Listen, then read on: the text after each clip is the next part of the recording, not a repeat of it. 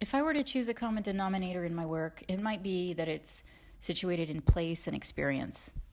At the same time, I want to be able to move across different territories before making conclusions.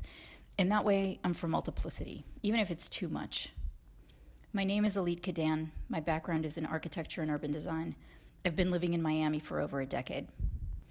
In some ways, Miami is a medium I work with. It's a lens for viewing into and beyond the city. And by city, I don't just mean the downtown. It includes the swamps, the suburbs, server farms, everything. The landscape has a synthetic nature. When you're driving on the highway, you can see Miami's topography is mostly low and flat, overlaid with other topographies deposited over time by various circuits of settlers, speculators, migrants, snowbirds, of crops, contraband, global capital, storms. It's highly stratified, but it's also a very leaky place, metaphorically and operationally. It's under construction and dissolving at the same time. Landscape and speculation are entangled as well. The air is conditioned, water bodies are carved, islands are filled. At this point, we have to engineer nature for it to exist. So it's difficult to separate the natural from the city. I find that situation both unsettling and potentially operative. There's the general understanding of speculation that's about taking risk for personal gain. Here it's real estate. It feeds the narrative, the tax base.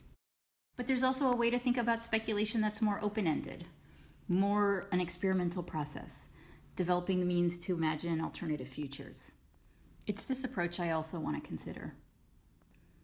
I'm fascinated by cities, but I also have a lot of ambivalence about city making. I have a lot of ambivalence about notions of progress and the stories that cities tell themselves. More recently, my approach has been about unlearning, letting go of certain kinds of knowledge to let in other ways of thinking about and being in the world.